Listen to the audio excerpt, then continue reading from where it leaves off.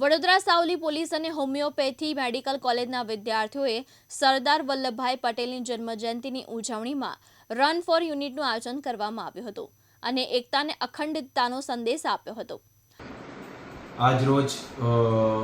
run for unity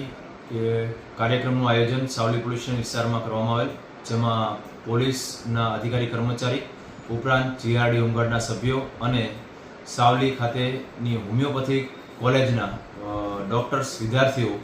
સાથે મળી સાવલી શહેરમાં રન ફોર યુનિટીનું કાર્યક્રમનું આયોજન કરવામાં આવેલ, જેમાં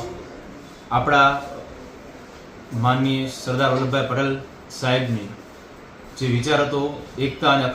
અખંડિતતાનો, એના વિચારને